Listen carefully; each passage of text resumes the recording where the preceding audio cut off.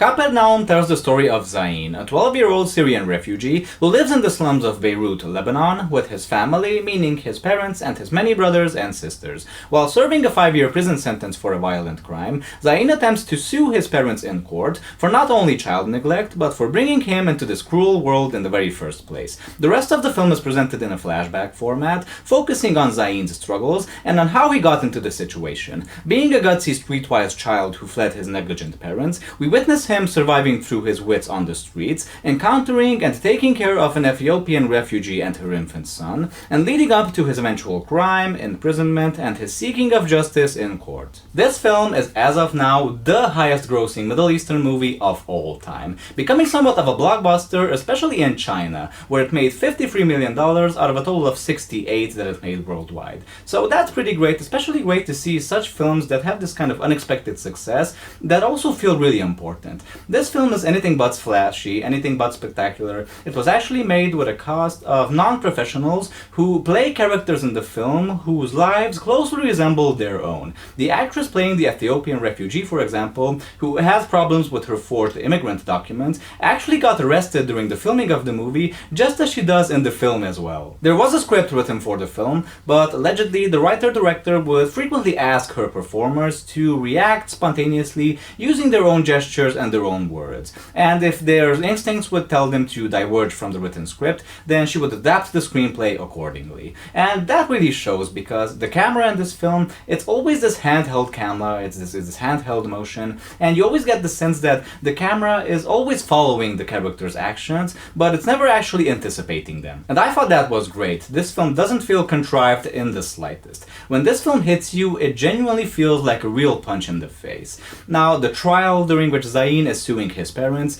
is used kind of like a framing device in the movie. It appears in the beginning, it appears again during like somewhere in the middle, and then it appears at the end. And it kind of sets up certain false expectations, like you would expect this film to become some sort of courtroom drama, which it really isn't. It feels a little bit didactic, it feels a little bit unnecessary, but eventually we get to see the events leading up to it, and we get to see them play out organically. By the end of the first act, I was completely on board with this film, and I was just completely immersed in its story and its environment. The film has this sort of observational approach to it. It really takes its time in the beginning in presenting us with this family of Syrian refugees who are living in Lebanon. We get to see how they live, and we get to see from the very beginning that these parents just completely lack the means to really take care of this army of children they have, which they just keep pumping out one after the other. They even send their children to commit certain crimes, like use forged prescriptions, for example, to buy certain pills from pharmacies, which they later crush into powder,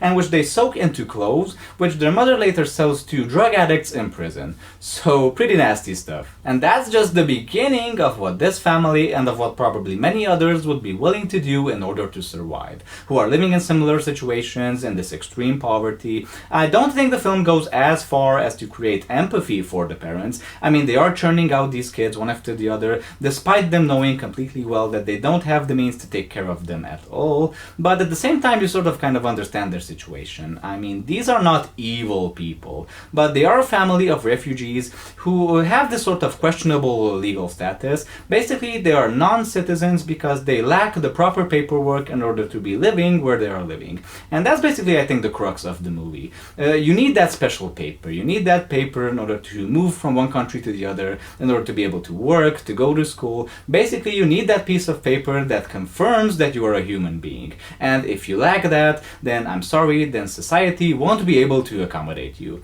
And I think that's probably the most chilling aspect of this entire film and of this entire story. The film really shows you just the hellish and the unforgiving nature of poverty, which brings us to Zain, whose story, especially after he runs away from home, but even somewhat before that, is definitely one about survival and about compassion. He runs into several colorful people during his journey who don't necessarily come to his aid, let's say, but who sort of point him in a certain direction, sometimes even the right direction. And most importantly out of these is Rahil, who is the Ethiopian refugee who is a cleaner at an amusement park, and who meets Zain and takes pity of him and agrees to let him live with her in exchange for him babysitting her infant son while she is at work. And this is where we regain some sort of sense of hope for Zain. Maybe he'll get a second chance. We get to see the sort of reciprocal parenting developing here. Rahil is taking care of Zain, and Zayn, ironically enough, someone who resents his parents completely, and rightfully so, I might add,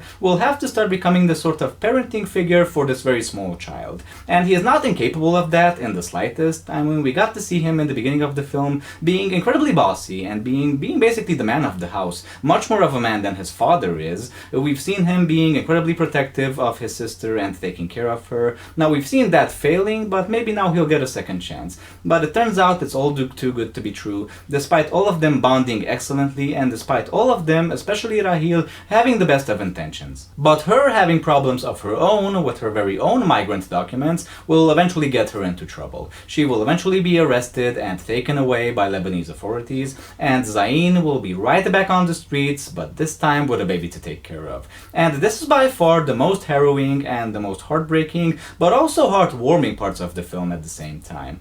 I mean, you do understand that the situation is dire and that these kids are barely surviving from one day to the next, but at the same time, I don't really feel like the film ever really becomes too bleak or loses hope completely. Like I said, it sort of has this observational nature to it. There's no real like overemphasis on sentimentality. It's not this polished piece of work with a very fixed tonality. Quite the contrary. At many times it surprises you with unexpected tenderness and acts of compassion when you least expect it. And it just goes to show you that no matter how humane you are, there is no escaping the inhumanity integrated into the very fabric of society. Zayn is definitely a byproduct of that. This very gutsy, brave, and incredibly foul-mouthed kid, I swear I think he curses more than in a Tarantino movie, who just refuses to lay down and be beaten. This is a story about impoverished children who are paying the price for the mistakes of their parents. That's basically the message that Zayn wants to send his parents and to all parents basically.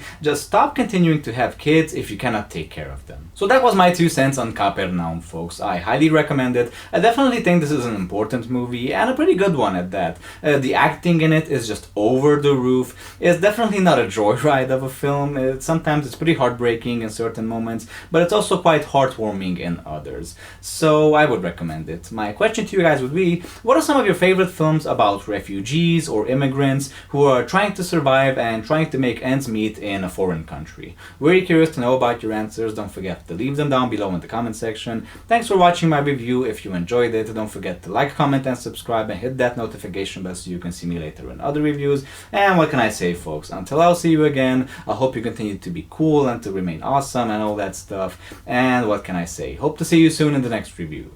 Bye bye, folks!